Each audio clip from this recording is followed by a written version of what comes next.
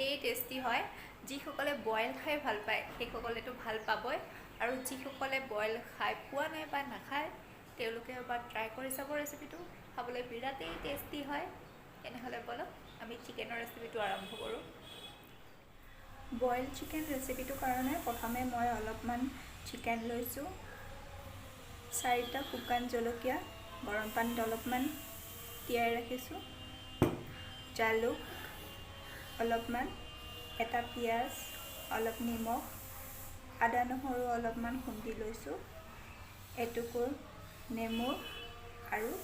এটা ডাঙৰ আলু টুকুৰা টুকুৰ কৰি কাটি লৈছোঁ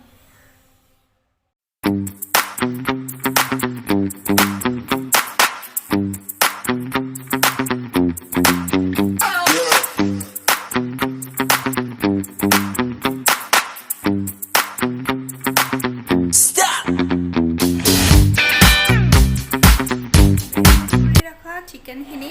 মই এই কুকাৰটোত দি ললোঁ এতিয়া গেছটো অন কৰি দিম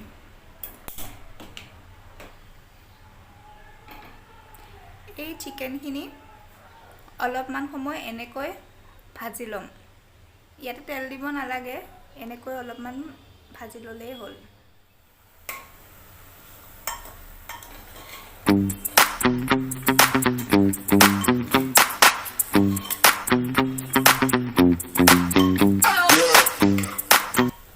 অলপমান লৰাই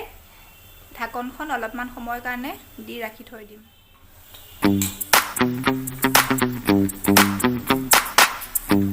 এই চিকেনটোৰ পৰা যিখিনি পানী ওলাইছে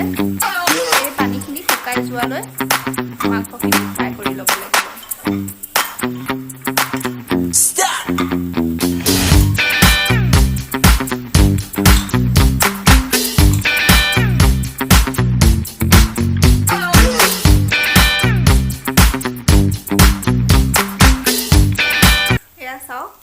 চিকেনৰ পৰা ওলোৱা পানীখিনি শুকাই গ'ল এতিয়া ইয়াতে মই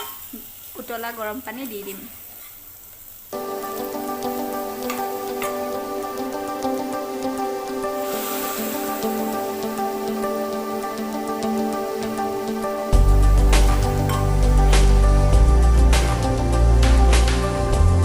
ইয়াতে হালধি ব্যৱহাৰ কৰিব নালাগে চিকেনখিনি জাষ্ট ডুব যোৱাকৈ পানীখিনি দিলেই হ'ল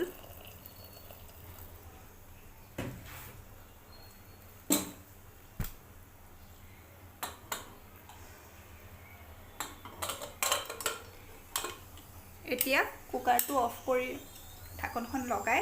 এইটো চিটি আহিবলৈ দিম এতিয়া মাংসখিনি খুলি দেখাই দিছোঁ আপোনালোকক এই মাংসখিনি মই 10টা চিটি দিছিলোঁ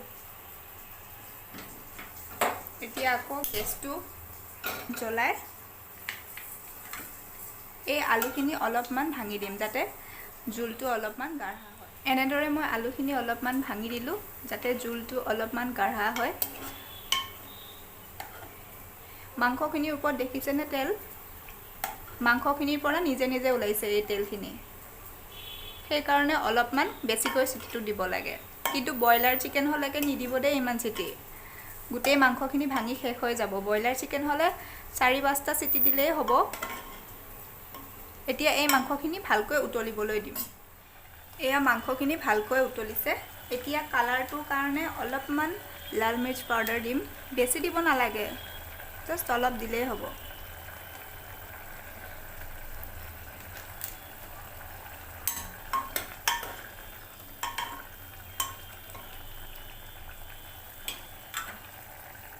আৰু শেষত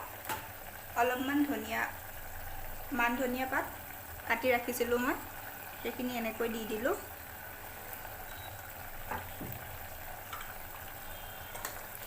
এয়া আমাৰ চিকেন বইল ৰেচিপি ৰেডি হৈ গ'ল